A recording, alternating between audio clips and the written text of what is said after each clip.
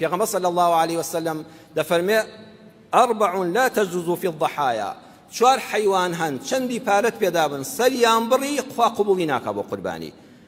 کوێرێکی زۆر کوێر کە چاوی باش نەبینێ و نەتوانێ باش بلەوەڕێ، شەل بێ، هەروەها نەخۆش بێ، گۆشتەکەی لەڕ کرد بێ، هەروەها یەکێ لە 4 پەلی شکا بێ و نەتوانێ بگەڕێ و خواردن بۆ خۆی بخوا.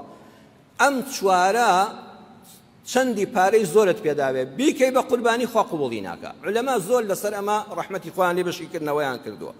ئەوەی جێی سەرنجە باشە بۆ ئەم قوربانیە کە من پارەشم پێداوە سەری دەبڕم بەدەستی خۆم بۆ ماڵانی دەبەم خوا لێم قبوڵ ناکە. خوالی کە لێ قبوڵ نەکردی یعنی پارەکەشت ڕۆی، خێرەکەشت قبوڵ نەکرا، ڕەنج بە خەسار بووی لەبەر ئەوەی گۆشتەکەی بە کەڵک نایە. یخۆ پارە لە خەڵک وەرنەگرتەوە بەڕێزان، تۆ دیقەتی ئەم وشە جوانانەی پێغەمبەری خوا بدەن صلی الله عليه وسلم. ئەم دینە هەر دروشم نییە، هەر قسە نییە. پارەت لە کەس وەرنەگرتووە، بەدەستی خۆت سەری دەبڕی، بە پارەی خۆت دەیکڕی، بۆ ماڵێشی دەبەی، خوا دەفەرمێت تۆ ڕەنج بە خەساری. چونکە ئەو شتەی داوتە بەو موسڵمانە و برا و خوشکە ئیماندارەی خۆت بە کەڵک نایە، گۆشتەکەی تەندروست نییە.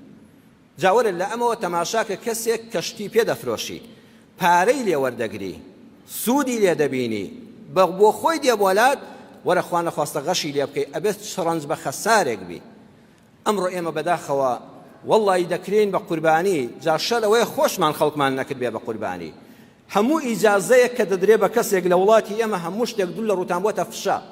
یعنی هەر کەسێک شتێک وەردەگرێ نازانێ مانای چییە. وەڵڵی هەموو مۆڵەت پێدانێک کابرا مارکێتێک دەکاتەوە ئەبێ مۆڵەتی هەبێ لە حکومەتەوە، مەطعەمت هەیە، مارکێتت هەیە، مەطعەم و چێشتخانەت هەیە، نووسینگەی کڕین و فرۆشتنی زەیوزار و ئۆتۆمبیلت هەیە، هەروەها نۆرینگەی پزیشکیت هەیە، دەرمانخانە و فرۆشتنی دەرمانت هەیە، مختبەر و تاقیگەت هەیە.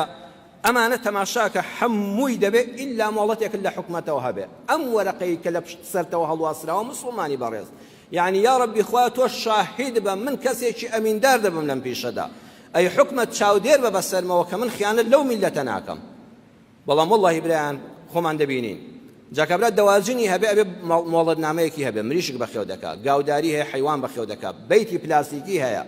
بەڵام وەڵڵی منیش و تۆش دەبیستین کابرا دەڵێ مامۆستامە لەخوا بەزای بە 6ەم عەمرەمە، بەڵام من بۆ خۆم برادرم هەیە وتوێتی وەڵڵی لەو خیارەوە تەماتە ناخۆم، مامۆستا لەوەیان بۆ دەپێچمەوە گەبی بێ و بە ماڵە ئەوە لەوم بۆی ماڵ منداڵەکەی خۆمە. وتم وەڵڵا بران نەل چایەک لە ماڵە خۆم نەپەرداخی ئەو چونکە هەموو ماڵەکەت حرامە. بۆ خوا نەخواستە کاگە خوا نەخواستەی ناوێ، تۆ بۆ خۆت ناوێری لێی بخۆی لەو بەیتە پلاسیکە، تۆ خۆت ناوێری لێی بخۆی، منداڵەکانی خۆتی دەرخوار نادەی، بەشێکت جا کردوێتەوە.